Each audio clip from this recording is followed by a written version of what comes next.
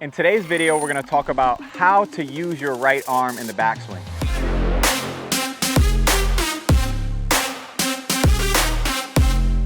Most golfers use their right arm pretty poorly in the backswing. That leads to all kinds of compensations on the downswing, big loss of power, poor contact, fat and thin shots. In today's video, we're going to talk about the 3 most important things you can do in your backswing with your right arm to increase your distance, really improve your athleticism, and start to hit some solid golf shots. The first movement in the backswing with the right arm that we're going to talk about is a bending or folding. This bending or folding is going to feel like a bicep curl. So what I mean by that is your thumb is going to get closer to your shoulder joint in the backswing. What I see with most golfers when they swing back is they actually move their elbow a really long way, but their wrist never gets closer to their shoulder. So what that looks like in a bad backswing is if I pull my right arm way behind me here, my right elbow gets really far behind. If you notice, my elbow is higher than my wrist joint. This is the opposite of what we want in the backswing with the right arm. So what I'm gonna do to demonstrate this bad movement is I'm gonna take a swing with one arm, but I'm gonna move my elbow the improper way. So if I swing back, move my elbow really far away, but I do not move the club head, you'll notice, again, the club head didn't go very far, but my elbow did. And we're hitting the ball with the club head. So we need that thing to move throughout the swing. So when I load my elbow, or when I load my elbow backwards behind me and my club doesn't move, now I have to create power some other way. So I'm gonna start to use my body a lot. I'll lift up my body, raise up my shoulder, just in an effort to get the club up in the backswing. So again, this is what it would look like with one arm doing my elbow the wrong way, pulling my elbow behind me, club doesn't move very far. And you'll notice I really move my body a lot just to try and get that golf ball, only hit it about 30 or 40 yards. So now what we're gonna do is we're gonna demonstrate the proper way of folding the elbow. And again, a really easy feel for this is simply just taking your right arm, moving your thumb closer to your shoulder joint. It's gonna feel like a bicep curl in your backswing.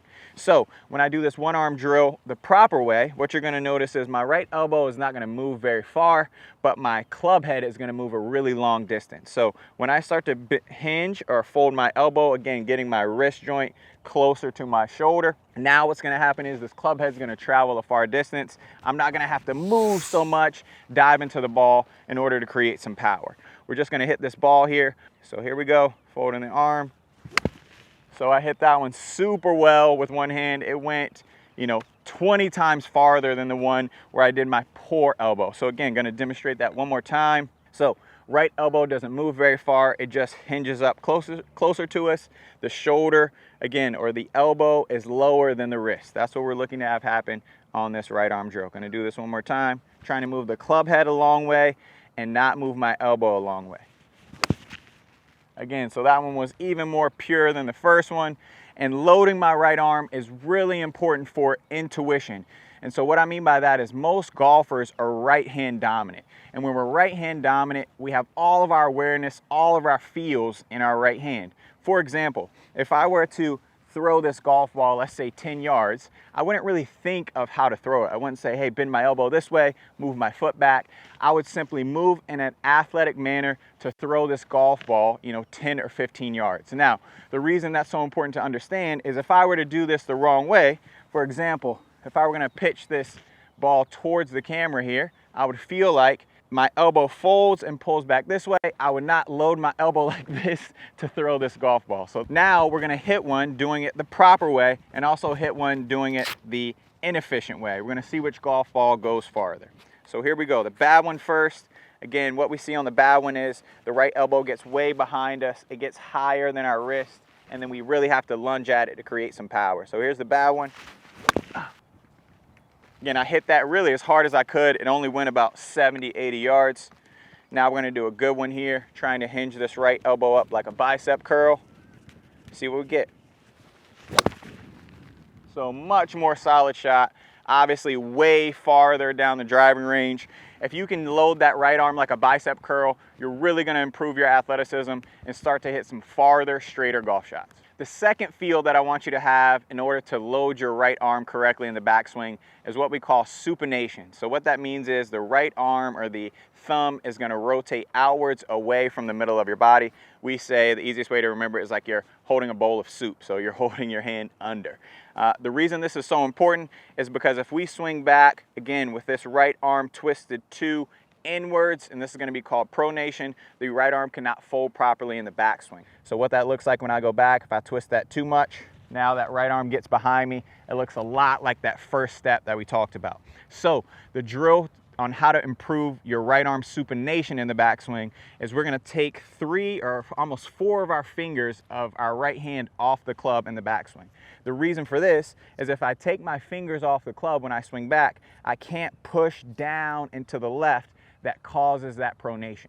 So what it allows me to do is it allows me to rotate that right arm, feel like my forearm is facing more up towards the sky, and it also again points my elbow more underneath my lead elbow so I do not get that right arm pinned behind me where I have to lunge forward and really start to hit some bad shots. So the drill for this is we're going to take your normal glove hand grip, put your right hand wherever it may be in its normal spot. If you interlock or overlap, doesn't matter. And then you're going to take all of your fingers off except for your thumb and your pinky on the club.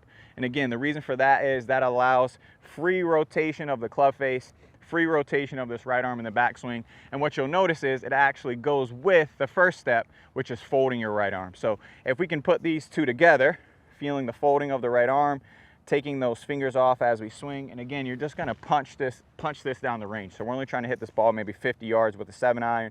My fingers are off the club, nice rotation, and then just punch it out there. So I hit a really nice, super well struck shot, super shallow, just from making sure that my right arm supinates in the backswing. So if you're someone, again, that struggles with a steep downswing, you struggle with making solid contact, you really want to feel your right arm supinate in the backswing. So don't be shy of letting that face open or rotate to the right in the backswing. We'll be able to get it more square with the last step of the swing. The third most important feel that I want you to have in the backswing is what we like to call right arm abduction. And so all that's going to mean is when you swing back, if you can imagine your arms like doors, you're going to open those doors with your right arm in the backswing. So that's the easiest feel that I give all my students for them to understand how to work that. Now we're going to talk about when you need to do that in the backswing. So what I see with most golfers in this right arm movement is that they do this right arm movement way too soon. So if they do pull their right arm behind them or it does abduct to some degree, it happens way too soon. So again, you guys are going to see a lot of these similar backswings that I've been talking about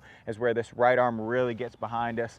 Again, super detrimental for how you create power, how you use your athleticism in the swing. So if we see this right arm get too far behind us too soon, we oftentimes then see a lot of the issues that we talked about before, lack of the right arm folding, lack of rotation to the right in the backswing. So the drill to help us not get too much abduction too soon and then get it at the right time is going to be where we take the club, put it right underneath our right armpit, and grab the club near the club head.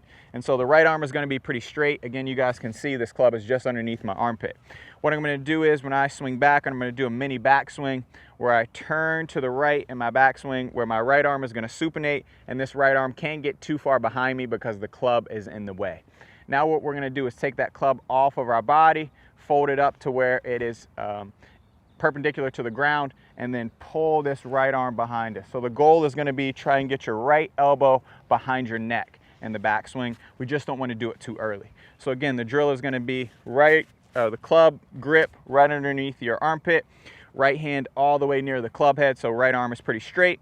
We're going to rotate to the right about halfway back in our backswing. We're going to take the club, hinge it up. Again, these are all things we've done before, and then pull this right arm behind us. So when we're actually making a swing and we're thinking about this right arm isn't going to pull too far behind us until our lead arm is about parallel to the ground. So that's when you're going to think about taking that right arm and pulling it behind you. It really allows you to create some depth, to create some rotation, and also create some power. So we're going to go ahead and do this the right way with this main feel and drill going halfway back here. Now this is where we feel that right arm go behind us. Left arm reaches up to grab it. That's going to be a great feel for us here in the backswing. Again, super pure shot there. Really nice contact. So guys, if you can learn how to abduct your right arm in the backswing. Really gonna lead to some power gains, some super solid contact. Now I want to recap those 3 most important movements you're gonna do in the backswing. The first movement is your right arm folding like a bicep curl. The second movement is your right arm supinating or rotating to the right. And your third movement is this right arm abducting or pulling behind your body. So if we can make sure we do these 3 movements in the backswing where we have this right arm bending, this right arm rotating to the right, and this right arm abducting, we can start to hit some really nice golf shots like this one.